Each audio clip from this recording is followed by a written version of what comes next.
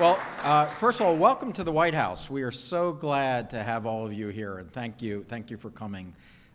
It's particularly a great honor for me to be here with the Vice President, to be able to introduce him shortly. So I'll be short because I know that's he's the real crowd pleaser here. But I just want to thank all of you, our veterans and the families who are here, for the service that you've given to the country, the service that you've given to each other, and really for answering the call when the country needed you. The honor flight is so much more about coming to visit memorials. I know you're about to do that, and it's a very, very special thing to do. But it's really about the service that you've given to the nation and to each other, and most importantly about remembering those who didn't get to come home. And I know all of you are thinking about them. And for us, it's an opportunity to give you, the veterans, the welcome home that many of you never received. And we want to say thank you. I particularly want to thank Pamela Mao and Dana Vaughn of the Greater Lafayette Honor Flight. We know this isn't your first time, but we know every time that you come, it's very special. And without your work in being able to do that, this couldn't happen. So we really want to thank you.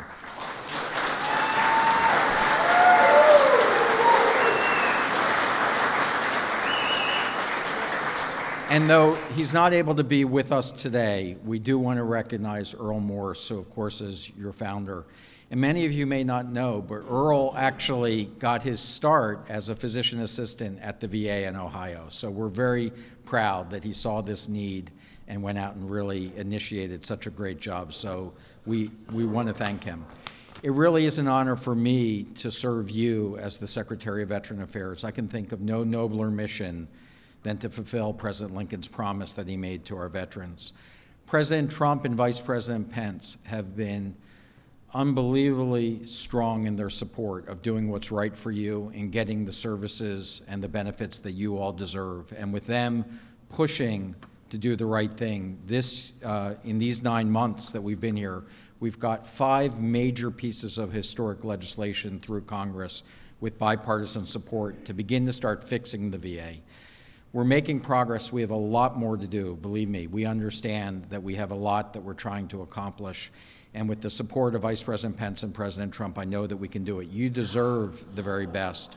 So I have the great privilege of having gotten to know the Vice President over these past 9 months. And I can tell you, you all know him, that his passion for doing what's right for veterans is inspiring. There's no question about that.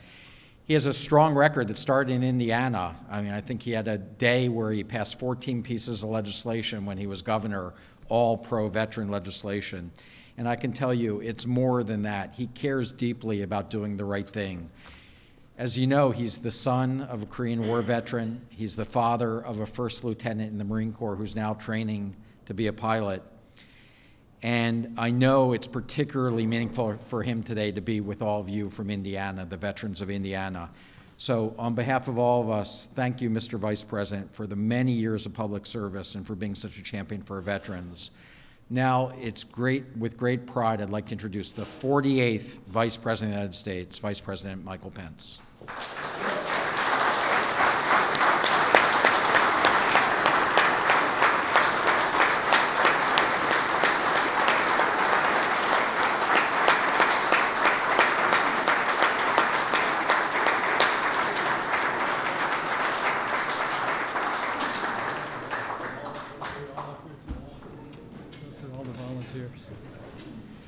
Well, hello, Indiana. Hello. Secretary Shulkin, thank you for that overly generous introduction. More importantly, thank you for your strong leadership of the Department of Veterans Affairs. Our services to our veterans are getting better every day because of the leadership of our President and because of Secretary David Shulkin. Would you join me in thanking him one more time for the great work that he's doing?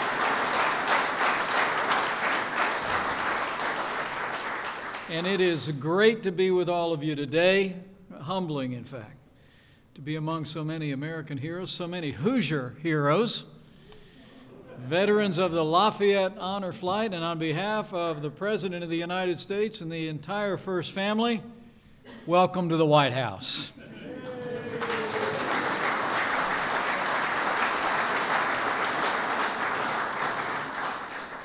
I had to stop by and see you all today. I'm going to be jumping on Air Force Two in just a little bit and headed to catch up with the President in New York City, where there's a lot going on this week with the UN General Assembly. But it really is my great honor to be able to welcome you all here today and to share a few remarks about your service and the ongoing commitment not only of this administration, but of the people of the United States, to all the men and women who have served and who are serving this country. But before I go one step further, I expect there's probably some Air Force in the room, and I'm told that today is the 70th birthday of the United States Air Force. So let's hear it.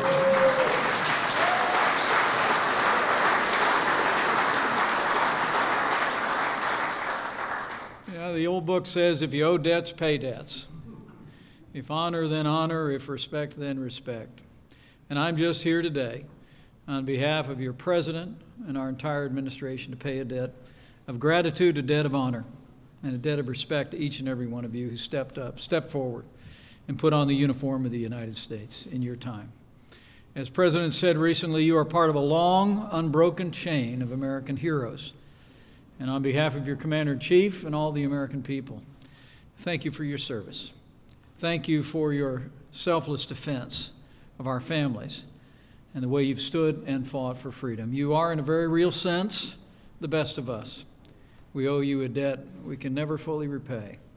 Each of you served in Vietnam, I'm told, on that front line of freedom. Amidst the jungles and the rice paddies, you stood strong, and the image of your courage is forever seared into the mind of the American people. As our 40th president said, your cause was a noble cause, and you fought as well and as bravely as any Americans have ever fought in any war. And on behalf of President Donald Trump and my family and a grateful America, I say to all the Vietnam veterans who are here, welcome home.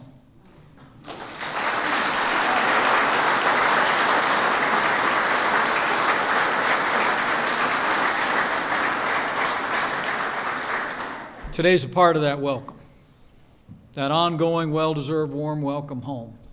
And thanks to the Honor Flight Network, you've come here to our nation's capital to visit, I'm told, the Vietnam Memorial, the Tomb of the Unknown Soldier, and to pay your respects to those who served beside you and didn't come home.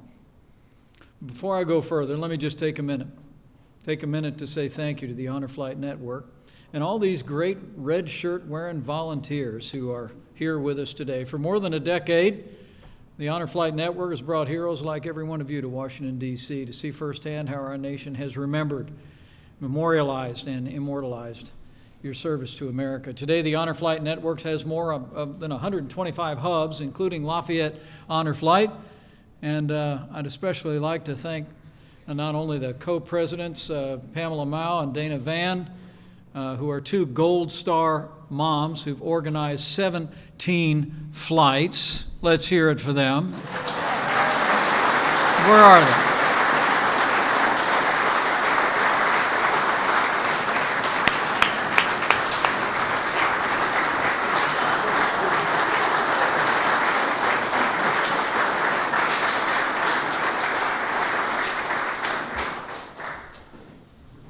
But also all these red shirt wearing volunteers who are going to make this such a special day. Thank you. Thank you for loving our troops, and thank you for your family's example. We honor your service through memorials here in our nation's capital.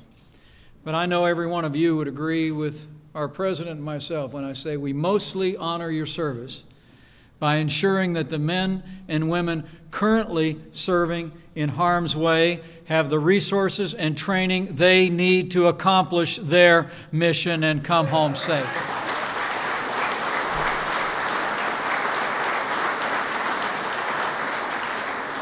I'm pleased to report to all the veterans gathered here, President Trump has already signed the largest increase in military spending in nearly a decade.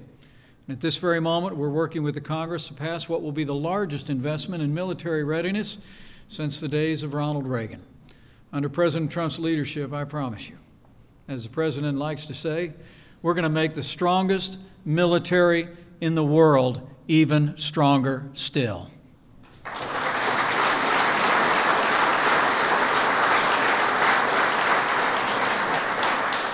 And as the President made clear in his address on Afghanistan just a little more than a month ago here at Fort Myer, we will be giving our men and women in uniform a plan for victory.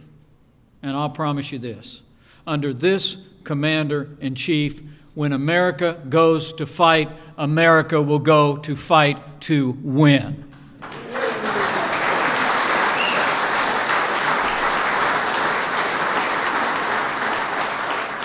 President Trump is also committed to honor your service, as he likes to say, to stand with those who protected us. And he's been busy keeping his word, the men and women who've worn the uniform of this country. President Trump's been working tirelessly to empower veterans to get the care you earned and the service and sacrifice that you deserve. Whether it's at the VA or even at a private health care provider, we've been working with the Congress to advance opportunities in legislation that expands choices for veterans. Secretary Shulkin has been very active in this regard, and we commend him for it. I know the President is grateful. The President actually extended the Veterans Choice Program in April, and last month he signed into law legislation that will expand the Veterans Choice Program with an additional $2.1 billion per year. We're going to open the doorway to better health care for our veterans all across America in real time. And working with Secretary Shulkin and his team, our entire administration is working every day to make the VA as efficient, effective, and as accountable as each and every one of you deserve. We've already established a new White House VA hotline, principally staffed by veterans, for veterans. And to restore the highest level of service at the VA, President Trump signed a law to enact historic protections for whistleblowers, and we're pleased to report we've already fired or suspended nearly 1,000 VA employees because this White House will never tolerate the mistreatment of American heroes.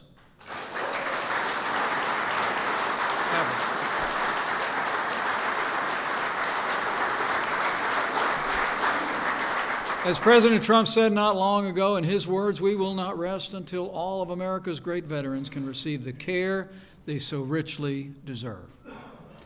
As I close, let me say what a special joy it is to have a chance to stand with so many great Hoosiers who've worn the uniform of the United States. You know, my life never took me into the armed forces, but I'm proud to say that my dad served in the United States Army and served in Korea, and I'm an especially proud father of a United States Marine. You know, it was just a few short months ago that I traveled to the country where my father saw combat. I literally stood at what was near the demilitarized zone, the 38th parallel as it's known, on that front line of freedom where South Korea meets North Korea. I looked out at the hills, and the commanding officer pointed me in the direction of where Pork Chop Hill actually was, just over the horizon where my dad fought together with his brothers in the 45th Infantry Division. You know, my dad got a Bronze Star for his service, and my family allows me to proudly display that medal in my office here in the West Wing. But I got to be honest with you, when my brothers and sisters and I were growing up, Dad didn't keep the medal on his desk. It wasn't framed and on the wall. It was in a drawer where no one could see it.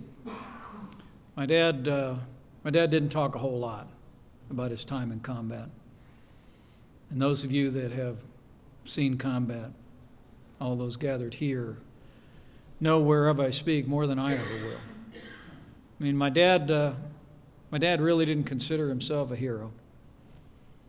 Whenever we'd ask him about it, he'd say the heroes were my friends that didn't come home.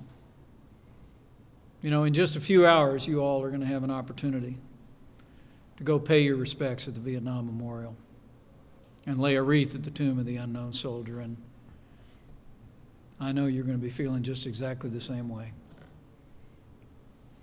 But all of you here today, I know, carry a burden in your heart. And I want you all to know that it's something I think civilians like me will never fully understand. Just know that you carry the deepest respect of the American people and all of those who have prospered under the freedom and the liberty that you defended. And as you carry this burden deep in your hearts, just know that you don't carry it alone. I promise you. The American people will always be grateful for your service. We'll always stand with you and all the men and women of the armed forces, past and present. And I'll make you one more promise. The veterans of this country and the members of our armed forces will never have a better friend in the White House than President Donald Trump.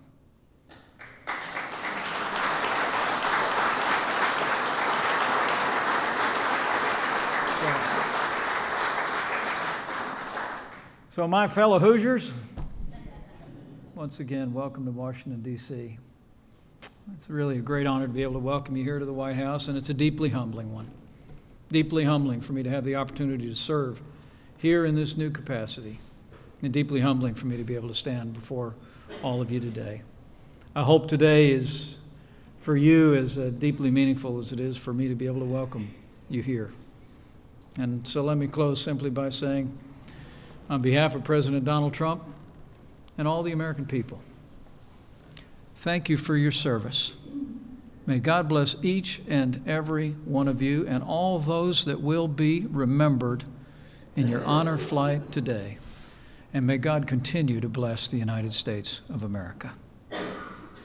Thank you very much.